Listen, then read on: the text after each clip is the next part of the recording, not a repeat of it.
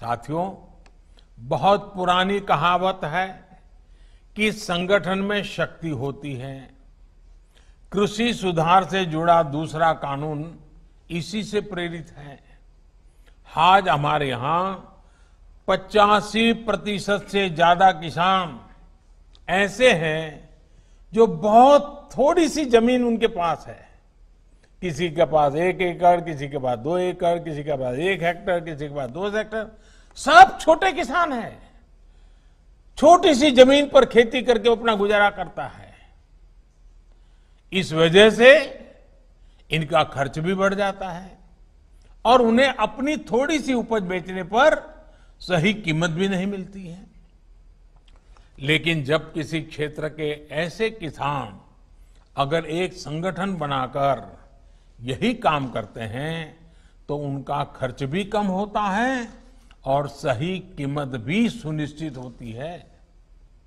बाहर से आए खरीदार इन संगठनों से बाकायदा समझौता करके सीधे उनकी उपज खरीद सकते हैं। ऐसे में किसानों के हितों की रक्षा के लिए ही दूसरा कानून बनाया गया है। एक ऐसा अनोखा कानून है जहां किसान के ऊपर कोई बंधन नहीं होगा।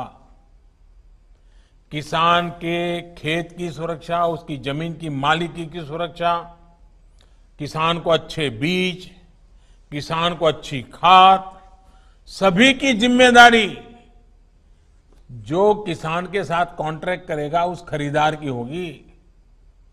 किसान से जो समझौता करेगा उस समझौता करने वाले की होगी।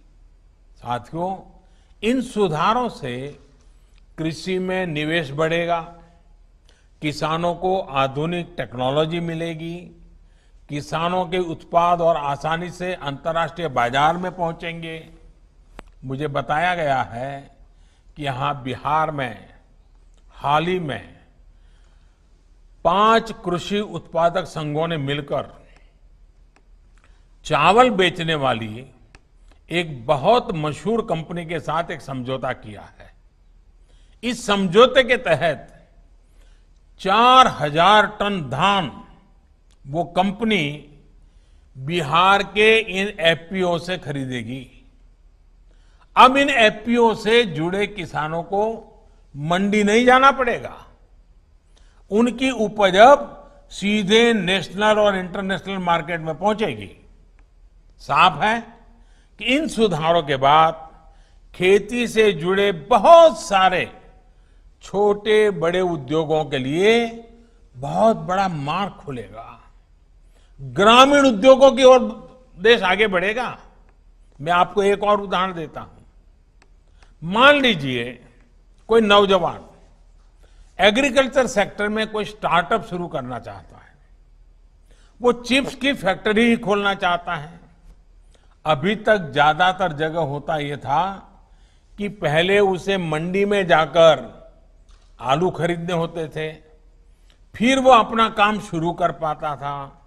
लेकिन अब वो नौजवान जो नए नए सपने लेकर के आया है, वो सीधे गांव के किसान के पास जाकर उससे आलू के लिए समझौता कर सकेगा। वो किसान को बताएगा कि मुझे इस क्वालिटी का आलू चाहिए, इतना आलू चाहिए। वो किसान को अच्छी क्वालिटी के आलू पैदा करने में हर तरह की तकनीकी सहायता भी करेगा।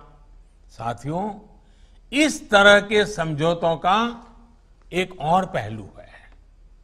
आपने ये देखा होगा कि जहां डेयरी होती है वहां आसपास के पशुपालकों को दूध बेचने में आसानी तो होती है।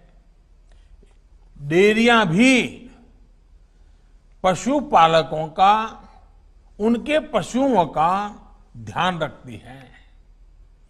पशुओं का सही समय पर टीकाकरण हो, उनके लिए सही तरह के शेड बने,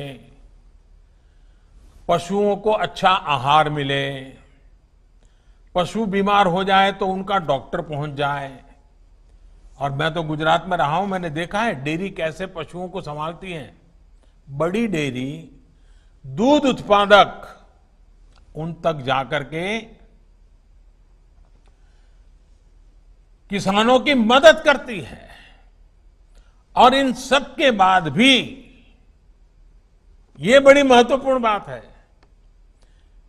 ये जो दूध खरीदने का काम है वो तो डेयरी कर लेती है, लेकिन पशु का मालिक तो पशुपालक या किसान ही रहता है।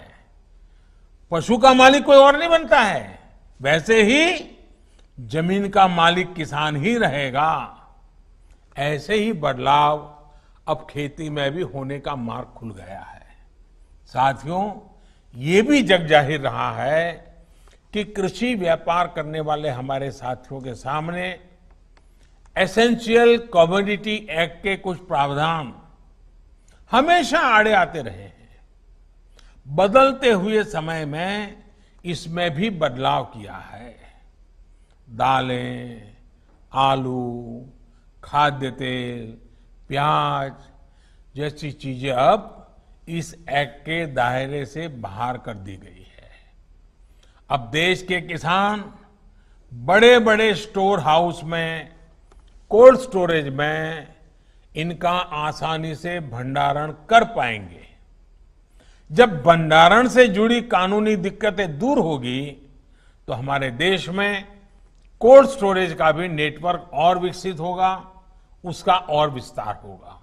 I never think